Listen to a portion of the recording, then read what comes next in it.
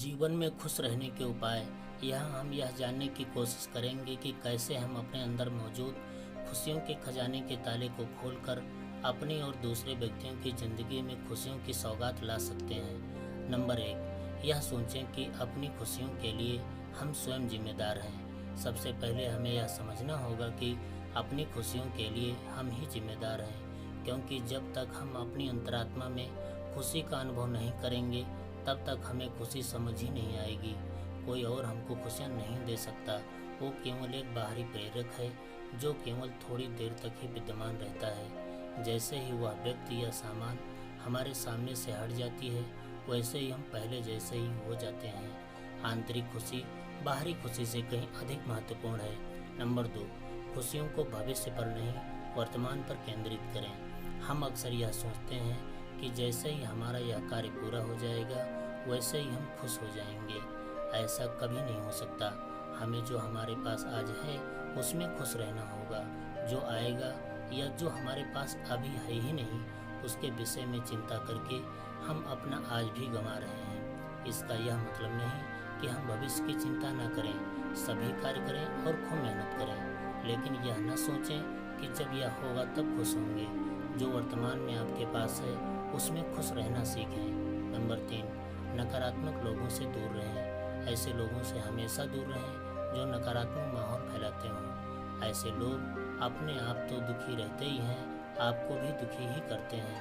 आप यदि कुछ अच्छा भी बोलते हैं या करते हैं तो ऐसे लोग उसमें भी हमेशा कमियां ही निकालते हैं। वे आपका हौसला बढ़ाने के स्थान पर कम करने का प्रयास करते हैं। ऐसे लोगों के साथ समय व्यतीत करें जो आपका हौसला बढ़ाएं और आपको सकारात्मक माहौल प्रदान करें। सकारात्मक व्यक्ति हमेशा खुश रहता है, वह अपने आसपास खुशनुमा माहौल विकसित करता है। नंबर 4, कुछ समय मनोरंजन के लिए भी निकालें। भाग दौड़ भरी जिंदगी में काम के साथ साथ हमें मनोरंजन का भी ध्यान रखना चाहिए।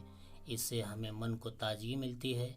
खेल मनोरंजन का एक प्रमुख साधन है जिससे हम स्वस्थ भी रहते हैं और हमको खुशी भी मिलती है। सिनेमा के माध्यम से भी हम मनोरंजन प्राप्त कर सकते हैं। परिवार के एवं मित्रों के साथ किसी पर्यटन स्थल पर जाकर हमें मनोरंजन प्राप्त होता है।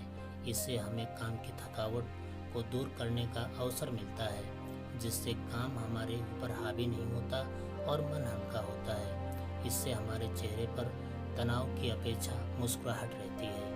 नंबर 6, दीन दुखियों की सहायता करें। जब भी समय मिले तो ऐसे लोगों की सहायता करें जो अभाव की ज़िंदगी जी रहे हैं। ईश्वर ने यदि आपको सक्षम बनाया है तो ऐसे लोगों की मदद अवश्य करें जो इसके लिए तरस रहे हैं। इससे आपको जो सुख मिलेगा वो कहीं भी नहीं मिल सकता। मनुष्यता की सेवा करके आपको मन की असीम शांति और सुख का अनुभव होगा। भूखे को भोजन और प्यासे को पानी पिलाकर आपकी खुशी दुगनी हो जाएगी। नंबर 7, समय के पाबंद बने।